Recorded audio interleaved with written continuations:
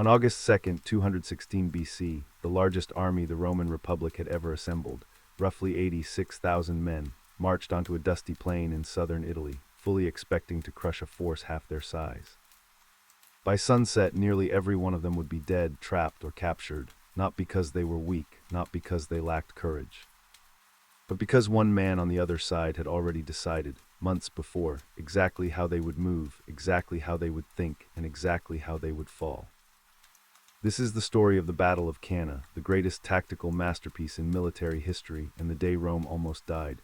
So let us go back, way back, to a time when the Mediterranean world was shaped by two enormous powers, two rivals, two civilizations that simply could not share the same sea.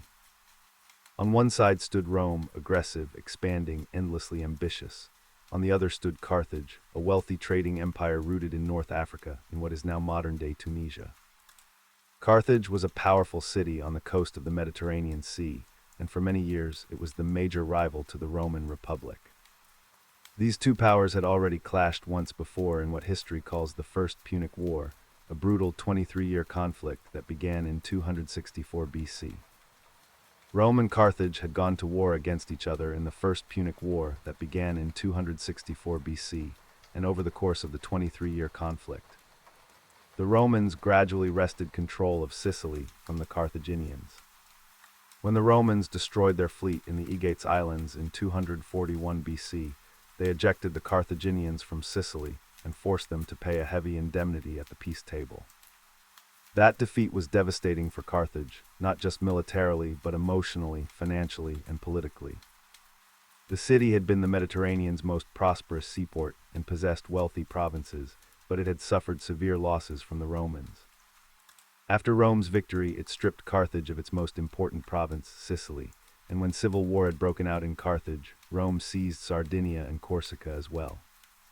And it was into this world of bitterness, humiliation, and unfinished business that a boy named Hannibal was born. Hannibal Barca, born in 247 BC in Carthage, was a prominent military commander known for his role in the Second Punic War against Rome. He hailed from an aristocratic family and was heavily influenced by his father's, Hamilcar Barca's, military legacy. His father, Hamilcar Barca, was one of Carthage's greatest generals. Hamilcar had fought bravely during the First Punic War, and when the Carthaginian leadership sued for peace against his wishes, he was furious. When the Carthaginian leaders sued for peace at the end of that war, Hamilcar was outraged and swore to take revenge upon Rome. Hannibal inherited both his father's tactical acumen and his burning hatred for the fledgling republic. There is a famous story about what happened next, one of the most well-known tales from the ancient world. According to Polybius and Livy, Hannibal's father Hamilcar Barca made the 9-year-old Hannibal dip his hand in blood and swear an oath of hatred against Rome. According to another account, Hannibal much later said that when he came upon his father and begged to go with him. Hamilcar agreed and demanded that Hannibal swear that he would never be a friend of Rome as long as he lived.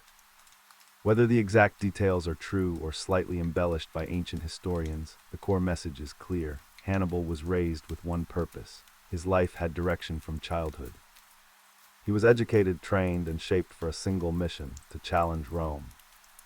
He was educated by tutors who taught him Greek, the language of the wider Mediterranean, and history, philosophy, and the arts of war. He lived and fought and learned alongside his father until he was put in charge of the Carthaginian army and governed the territory of Spain for Carthage in 221 BC. He was 25 years old. Now think about that for a moment. 25 years old and already the supreme commander of a powerful army in a foreign land. But Hannibal was not an ordinary 25-year-old. Two traits which Hannibal possessed were charisma and daring. His plans were often unorthodox, but his men followed him against the odds all the same. After consolidating Carthaginian power in Spain, Hannibal made a move that would trigger the Second Punic War. In 219 BC, Hannibal attacked Saguntum, a Roman ally south of the Ebro. This triggered the Second Punic War. Rome demanded his surrender. He refused, and then he did something no one expected. Rather than fight Rome at sea or in Spain, Hannibal took the bold step of invading Italy itself. This was audacious beyond belief.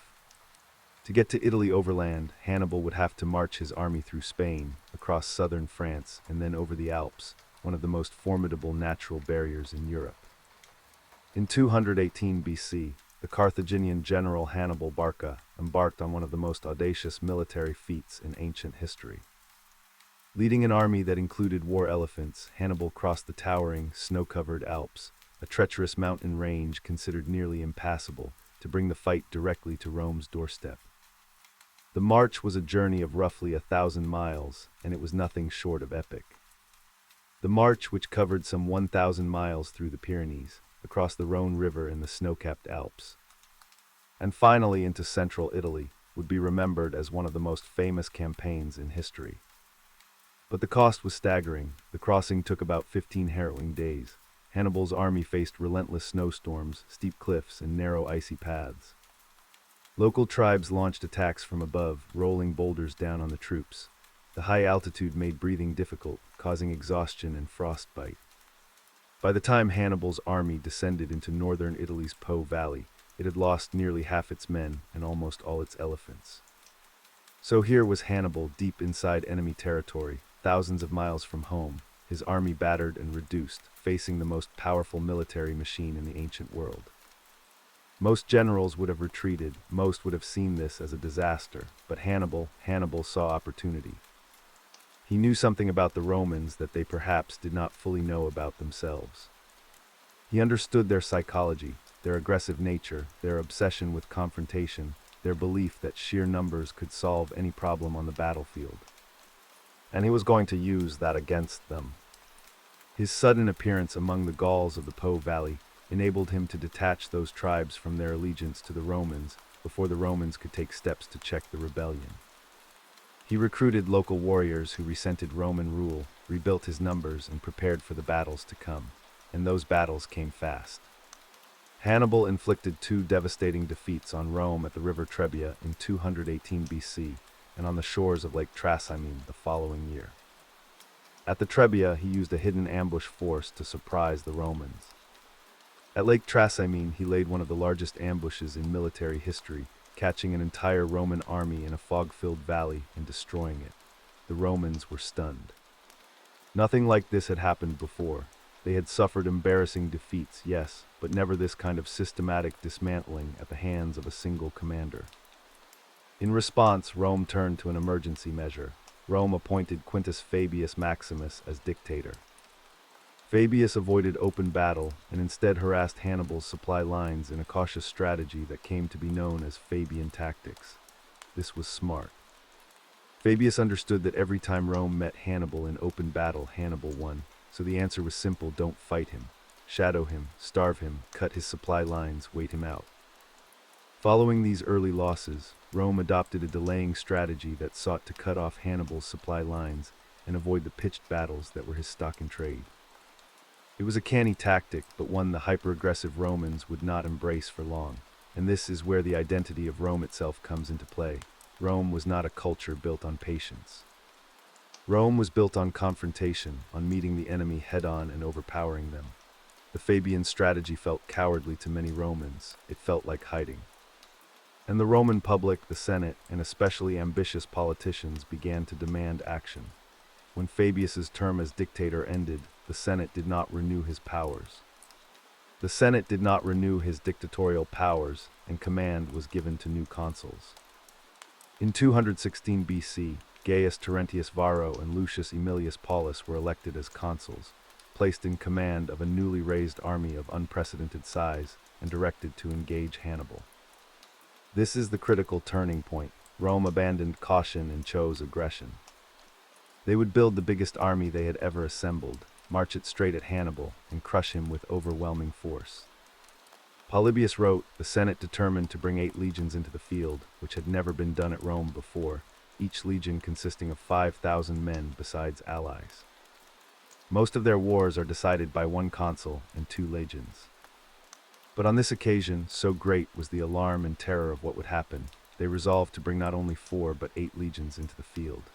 The Romans decided to engage Hannibal at Cannae, with approximately 86,000 Roman and allied troops. This was an army of staggering proportions for the ancient world, a force designed to be so large that it simply could not be stopped. But this army had two significant problems. First, it was led by two consuls with very different temperaments. Terentius Varro had been popularly elected as a plebeian consular political appointee, and ancient sources describe his character as overconfident and rash. Aemilius Paulus, however, was both a veteran and patrician from an established military family, and he was justifiably cautious about facing Hannibal on his enemy's terms. Roman law dictated that when two consuls marched together, they each took command on alternate days. This meant that the cautious Paulus would be in charge one day, only for reckless Varro to have total power the next, creating an almost bipolar divide in strategy from day to day. The second fatal flaw, the Roman consuls brought to Cannae roughly 80,000 men, about half of whom lacked significant battle experience. A huge number of the soldiers were raw recruits with no battle experience. Against Hannibal's veteran forces, this inexperience could be disastrous. Meanwhile, Hannibal was setting his trap. In the spring of 216 BC, Hannibal took the initiative and seized the large supply depot at Cannae, in the Apulian plain, placing himself between the Romans and their crucial source of supply. This was deliberate. The ruined fortress at Cannae was a grain and food storage site serving the entire region. Occupying the area threatened food production for the whole area, something the Romans could not ignore without appearing helpless in front of their local allies. If the Romans did respond, Hannibal would get the battle he wanted. It was a brilliant strategic calculation. By taking Cannae, Hannibal forced the Romans to come to him. He could choose the ground. He could choose the conditions, and he could prepare. Hannibal almost certainly aimed to draw the Romans into a battle on ground of his choosing, in this case a plain lying adjacent to the river Aufidus that offered ample room for his cavalry. Hannibal's army was experienced and confident. The army's recent victories had boosted its morale considerably.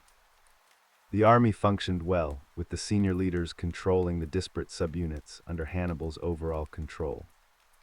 Hannibal also knew once battle was joined, his influence over events was limited, so he engaged in extensive planning beforehand so his men knew exactly what to do. Now let us talk about Hannibal's army, because it was unlike any other fighting force of its time. Hannibal's army was a mosaic of peoples and fighting styles. His core force included African infantry trained in disciplined close combat, Iberian swordsmen renowned for their aggression, and Gallic warriors drawn from northern Italy. According to the ancient historian Polybius, Hannibal had around 40,000 infantry and 10,000 cavalry at his disposal, so think about the numbers here. The Romans had roughly 86,000 men. Hannibal had about 50,000. The Romans outnumbered him nearly 2-1. In any conventional battle, the Romans should have won, should have crushed him. That is certainly what Varro believed. Their numerical superiority might also have contributed to Varro's overconfidence, and possibly that of his men too, who expected an easy victory against an army half their size. But Hannibal was not planning a conventional battle. He was planning something that had never been done before, at least not at this scale, in the Western world. The terrain at Cannae played into his hands perfectly. The plain near the village of Cannae in southeastern Italy appeared at first glance to favor the Romans. It was wide, flat, and open, precisely the sort of ground on which Rome's heavy infantry believed it could bring its numerical superiority to bear. There were no hills for ambush, no forests to conceal enemy movement, no narrow passes to limit deployment. To the Roman commanders, this looked like the ideal place to finally force Hannibal into a straightforward fight. The terrain, however, concealed subtler dangers. The battlefield lay near the Aufidus River, which constrained movement on one flank and kicked up clouds of fine dust under the feet of marching men. On the day of battle, the wind blew directly into the faces of the Roman troops, carrying dust and grit that stung eyes and clogged lungs. Hannibal positioned his lines facing north, compelling the Romans to face mostly to the south, where the hot Libcio wind blew dust and grit into their eyes. In addition, Hannibal confined the 8 Roman legions in a narrow valley, hemmed in by the river. In one stroke, Hannibal thus restricted the mobility of the Roman cavalry and forced the Roman infantry to adopt a formation that was deeper than it was wide, two factors that would prove critical in the outcome of the battle. Even the wind was on Hannibal's side, or rather, Hannibal had made sure to put himself where the wind would be on his side, Every detail mattered. Nothing was left to chance. The Roman plan was straightforward, almost brutally simple. They would mass their heavy infantry in the center, make it deeper and denser than normal, and drive straight through Hannibal's line like a battering ram. With 86,000 men pressing forward in a concentrated block, nothing should have been able to stop them. But Hannibal's plan was anything but simple. It was intricate, daring, and required every unit in his army to perform its role with precision. Hannibal's center was composed of infantry, and it was upon these infantry that Hannibal's strategy and the legendary reputation of cannae would rest. Hannibal placed his light infantry in the middle, but split his heavier African infantry in half and placed them on either side of the light infantry. The result was a wider line with a weaker center. Hannibal placed himself in that center with his infantry so he could command the most critical part of the battle. This is crucial to understand. Hannibal deliberately made his center weak.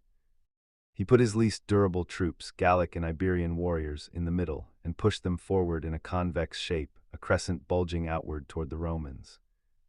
His strongest troops, the African heavy infantry, were positioned on either side, set back in reserve like hidden jaws waiting to snap shut.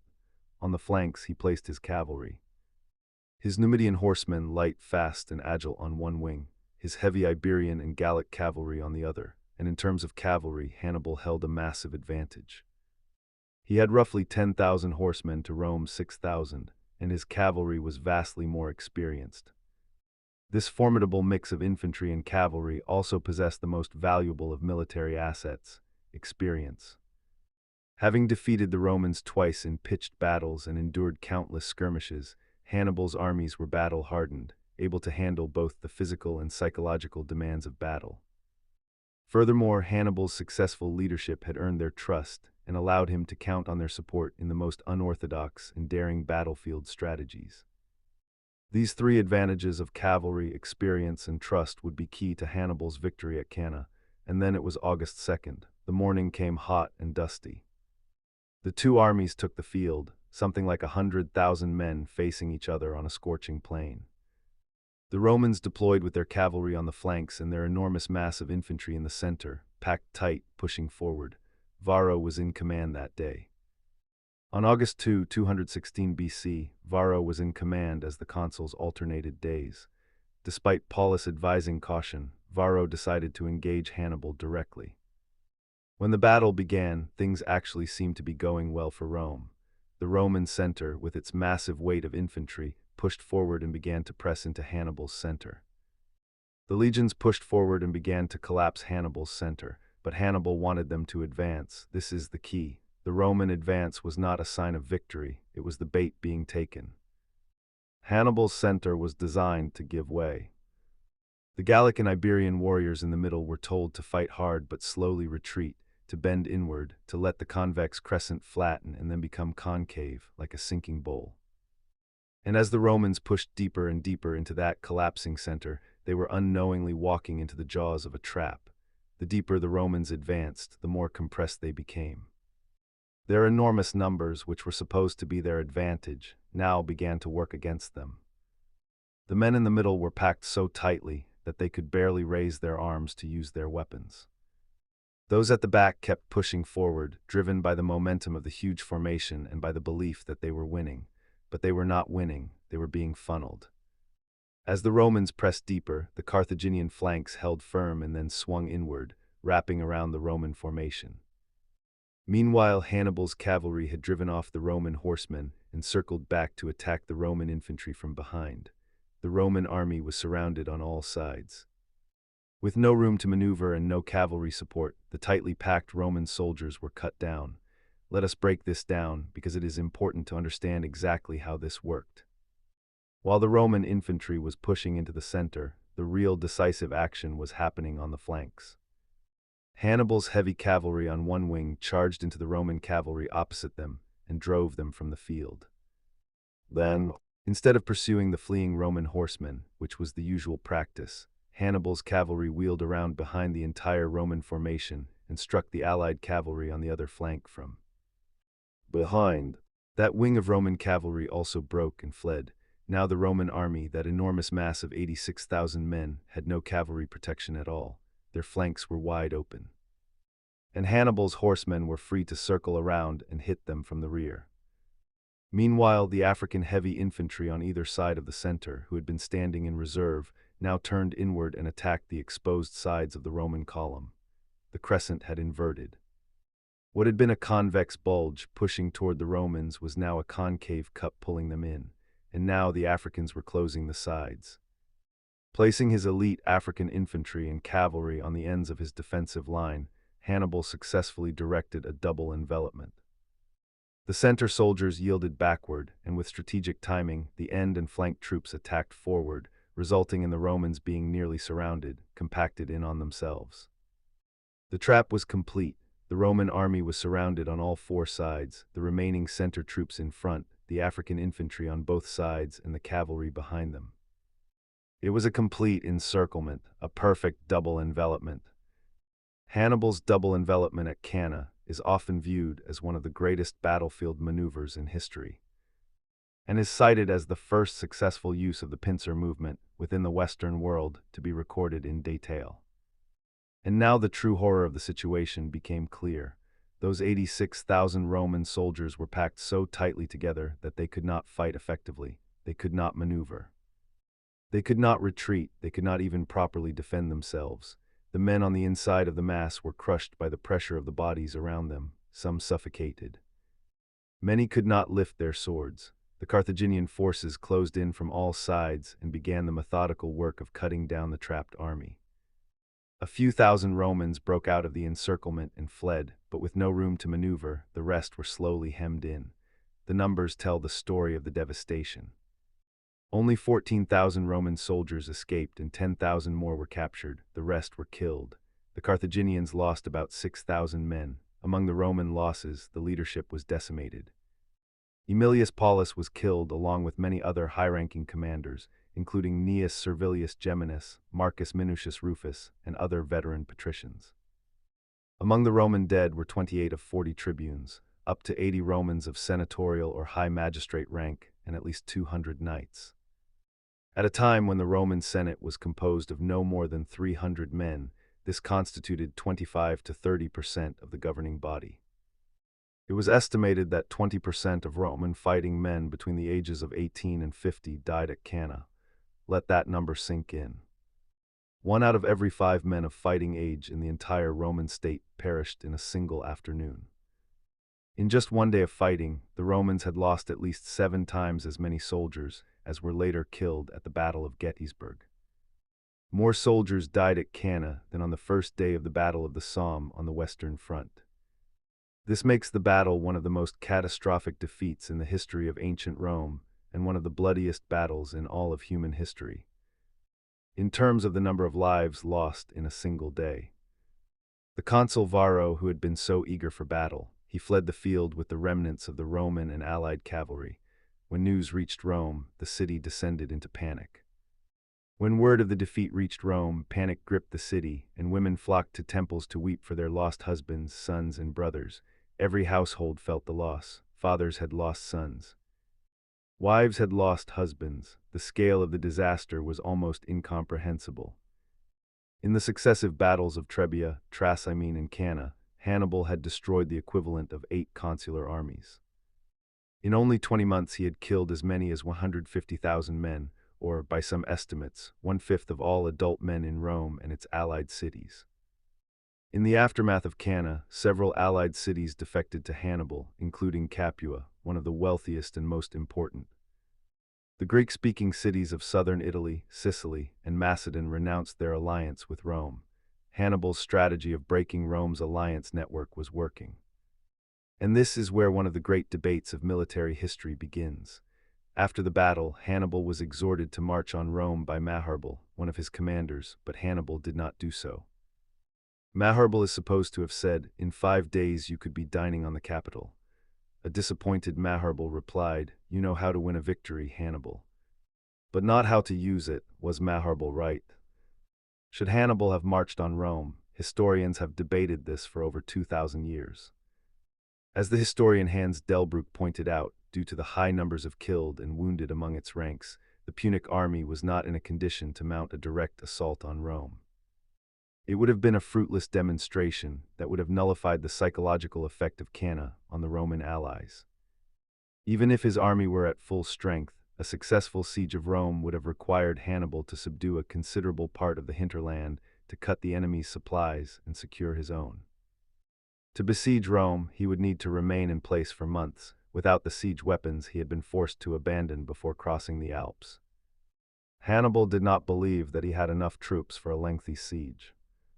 Hannibal's conduct after the victories at Trasimene and Cannae, and the fact that he first attacked Rome only 5 years later in 211 BC, suggests that his strategic aim was not the destruction of his foe, but to dishearten the Romans by carnage on the battlefield, and to wear them down to a moderate peace agreement by stripping them of their allies. But here is where Hannibal miscalculated. Hannibal underestimated the Roman will to continue the fight. It did not occur to him that the Romans would refuse to yield and would never accept defeat. And this is the part of the story that transforms everything, because the Battle of Cannae is not just a story about the genius of Hannibal. It is also, perhaps more importantly, a story about the resilience of Rome. The ancient historian Livy wrote, "Certainly there is no other nation that would not have succumbed beneath such a weight of calamity, yet even in their darkest hour, the stubborn Romans simply refused to yield." Rome still refused to surrender. The Romans appointed another dictator, Marcus Junius Pyrrha, to organize the defense of Rome and begin levying new troops. Within a month of the disaster at Cannae, Rome could field 4 legions, even if these were composed of freed slaves and convicts. Within a single month of losing 86,000 men, Rome had rebuilt 4 legions. Not good legions, mind you, legions of the desperate and the condemned, but legions nonetheless. The Roman system, that extraordinary machine of governance and military organization, did not break. It bent, it suffered, it grieved, but it did not break. The Republic refused to negotiate with Hannibal, despite the magnitude of its losses. Instead, it returned to the cautious strategy it had previously rejected. Avoiding pitched battle, shadowing Hannibal, and attacking his allies gradually eroded his position. In spite of the massive blow to Rome's morale and its manpower in the short term, Cannae ultimately steeled Roman resistance for the long fight ahead. Rome resumed the Fabian strategy, denying Hannibal the opportunity to achieve a second victory of Cannae's scale. And Hannibal saw the strength of his armies and his allies whittled away through slow attrition. The Romans had learned their lesson, the hardest lesson any nation can learn, written in the blood of tens of thousands of their own sons. They would never again give Hannibal the kind of battle he wanted. For the remainder of the war in Italy, the Romans did not amass large forces under one command against Hannibal. They used several independent armies, still outnumbering the Punic forces in numbers of soldiers. And now the war shifted. It became a long, grinding contest of endurance. Hannibal was still in Italy, still dangerous, still undefeated in open battle. But he was slowly being starved of the resources and reinforcements he needed. Hannibal slowly began losing ground, inadequately supported by his Italian allies, abandoned by his government, either because of jealousy or simply because Carthage was overstretched, and unable to match Rome's resources. His brother Hasdrubal attempted to bring reinforcements from Spain, crossing the Alps just as Hannibal had done years before. Marcus Livius led a Roman army that blocked Hasdrubal's march on the banks of the Metaurus River, northeast of Rome. The Iberian infantry drove back the Roman left wing and appeared close to victory when Claudius Nero conducted a stunning flank attack against the Carthaginian right wing. The Carthaginian cavalry fled the field, which allowed Claudius Nero to roll up the Carthaginian infantry. Hasdrubal was among the slain. Hannibal's hope of reinforcement was gone. According to legend, the Romans sent Hasdrubal's severed head into Hannibal's camp, so he would know his brother was dead. It was said that when Hannibal saw it, he realized that Carthage's fortune in the war had changed forever, and then came the final act. A young Roman general emerged from the ashes of Cannae, literally. Young Scipio was present at the disastrous Battle of Cannae in 216 BC. He was one of the few Roman commanders to escape alive, and he vowed to take revenge on Hannibal. His first-hand experience of seeing the success of Hannibal's tactics on the battlefield encouraged him to explore ways of adopting them into his own battlefield strategies. His name was Publius Cornelius Scipio, and he would become one of the greatest military minds Rome ever produced.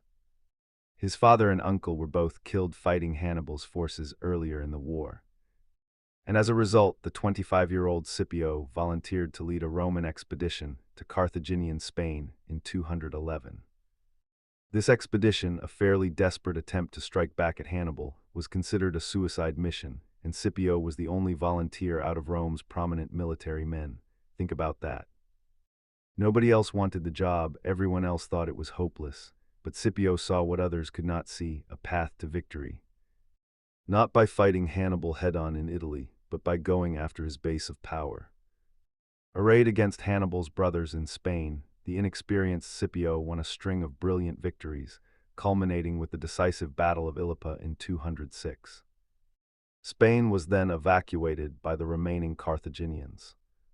At the Battle of Cannae, Rome had relied on traditional tactics using superior numbers to crush an enemy, and from that defeat, Scipio understood that new arts of war were necessary.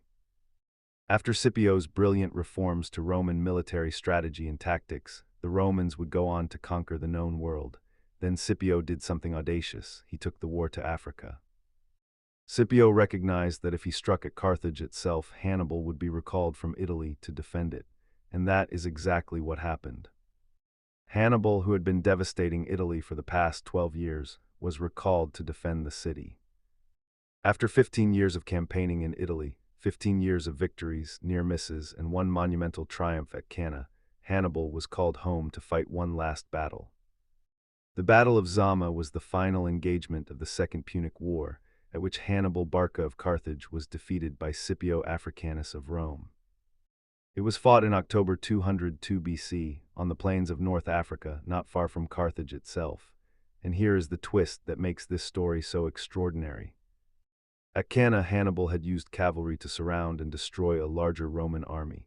At Zama, Scipio used the same tactic against Hannibal. At the Battle of Zama in North Africa in 202 BC, Scipio would use Hannibal's own tactics from Cannae to defeat him and win the Second Punic War. The issue was decided when the Roman and Numidian cavalry, having broken off pursuit of the Punic horsemen, fell on the rear of Hannibal's army. Some 20,000 Carthaginians died in the battle, and perhaps 20,000 were captured, while the Romans lost about 1,500 dead. The student had become the master. Scipio had taken everything Hannibal taught the world at Cannae and used it against him. The double envelopment, the very tactic that had destroyed 86,000 Romans, was turned upon its creator. Roman victory was complete, and the long war ended. The peace treaty the Romans subsequently imposed on the Carthaginians stripped them of their overseas territories and some of their African ones. An indemnity of 10,000 silver talents was to be paid over 50 years, hostages were taken, Carthage was forbidden to possess war elephants, and its fleet was restricted to 10 warships. It was prohibited from waging war outside Africa, and in Africa only with Rome's express permission. Carthage, once one of the mightiest powers in the Mediterranean, was broken. Henceforth it was clear Carthage was politically subordinate to Rome, and Hannibal. Hannibal, who had lost the confidence of his own people, chose to flee to the eastern Mediterranean, where he helped advise other kingdoms as they tried to prevent further Roman expansion. Finally, he was forced to commit suicide by poison in 183 BC rather than be captured by his enemies. He died as an exile. The man who had brought Rome to its knees, the man who had engineered the most spectacular military victory in ancient history, spent his final years running, hiding, and advising lesser rulers in their feudal wars against the very Rome he had once nearly destroyed. And when the Romans finally closed in on him, he chose poison over captivity. According to one ancient account, the Roman writer Cassius Dio has Hannibal look back later, crying, "O canna, canna," as if to lament what might have been. And perhaps that is the most haunting detail of all.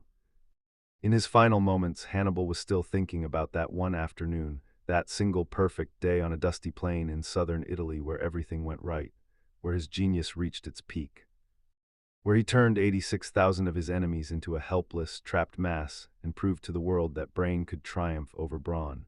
But that single perfect day was also the beginning of the end. Because in that crucible of defeat, Rome found something it did not know it had, an unbreakable will, a determination so absolute that no amount of losses could extinguish it. Though Cannae is frequently described as a decisive victory, it was, of course, nothing of the sort. The battle took place 2 years into the 17-year-long Second Punic War, which Hannibal lost. The failure of even the greatest of tactical victories to alter the overall strategic situation is every bit as much of the legacy of Cannae as Hannibal's dazzling double envelopment tactics.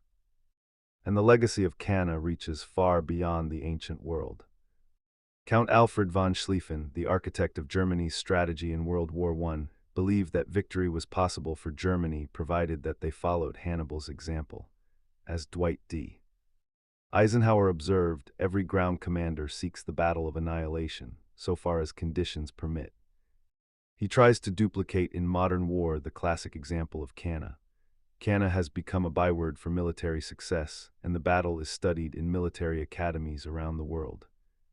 Roman skill on the battlefield, through which they became masters of the world of their day, can be traced directly back to Scipio Africanus and his adaptations of Hannibal's strategies at Cannae. So what is the lesson of Cannae? What is the true story here? On one level, it is a story about genius. Hannibal Barca, with half the numbers on enemy soil, thousands of miles from home, orchestrated the most devastating tactical victory in military history. He read his enemy. He understood their psychology, he exploited their strengths, he turned their confidence into their coffin. That is genius of the highest order. But on a deeper level, Cannae is a story about something more universal. It is a story about what happens when you face the worst day of your life, when everything you built seems shattered. When your losses are so severe that surrender seems like the only rational option, and you choose to keep going anyway. Rome lost almost everything at Cannae. It lost an army, it lost its best commanders, it lost a significant portion of its governing body, it lost allies, it lost its sense of invincibility. But it did not lose its will, and in the end that will, that stubborn, infuriating refusal to accept defeat, proved more powerful than the most brilliant military strategy ever devised. Hannibal, who was already known for his unorthodox tactics against Rome, counted on the Romans relying on the traditional tactics and formations which had worked so well for them in the past, and used their very strengths to defeat them. He was right about their tactics, but he was wrong about their spirit. The city of Carthage would linger for another 50 years before Rome destroyed it completely in 146 BC. Rome went on to become the greatest empire the Western world had ever seen, and the road to that empire ran directly through the dusty, blood-soaked plains of Cannae. Hannibal won the battle. But Rome won the war, and the man who made that possible, Scipio Africanus, learned how to win by first surviving the very trap that should have ended him. He walked off the field of Cannae as a young survivor. He returned to the world stage as a conqueror who used his enemy's own genius to reshape history. Some of Scipio's Roman forces at Zama were reinvigorated veterans from Cannae who sought redemption from that disgraceful defeat. Let that sink in. Some of the men who fought at Zama, the men who finally defeated Hannibal, were the same men who had survived the horror of Cannae. They had been disgraced. They had been exiled to Sicily as punishment for their defeat. For years, they had carried the shame of that day. And then when Scipio gave them the chance, they marched to Africa and helped bring Hannibal to his knees. That is not just a military story, that is a human story. A story about falling and getting back up. A story about the long road between the worst day of your life and the day you finally redeem it. Cannae teaches us that even the greatest victory can be hollow if it does not achieve the larger goal. And it teaches us that even the most devastating defeat can become the foundation for something extraordinary if you have the courage not to quit. Hannibal's victory would haunt the Romans for centuries afterwards, and mothers would chastise their children, threatening that Hannibal would come for them if they did not behave. Long after both were gone, his name echoed through Roman memory like a ghost, the name parents whispered to frightened children, the name generals invoked when they needed to remind soldiers what was at stake. In a way, Hannibal never truly left Italy. His shadow lived there for centuries, a reminder of the day when everything almost ended and the long, painful journey that followed. And somewhere in exile in the final hours of his life, Hannibal, the greatest tactical mind the ancient world had ever produced, swallowed poison and died alone, far from home, far from glory. Thinking of a battlefield where the wind blew dust into Roman eyes, where his plan worked perfectly, where 50,000 men fell in a single afternoon. Thinking of the one day when he held Rome's fate in his hands, and somehow, impossibly, it slipped away. That is the story of cannae, not just a battle, not just a strategy, but a mirror held up to the human experience itself, showing us that genius alone is not enough, that numbers alone are not enough, that even the most perfect plan can unravel against an enemy that simply refuses to die, and showing us that the worst defeats, endured with courage, can become the seeds of the greatest triumphs. 2,000 years later, we are still telling this story, still studying it, still learning from it, because the questions it asks are the same questions we all face in our own lives. What do you do when everything falls apart? What do you do when the strategy that was supposed to save you becomes the very thing that destroys you? And what do you do on the morning after the worst day of your life? Rome answered those questions, and the answer changed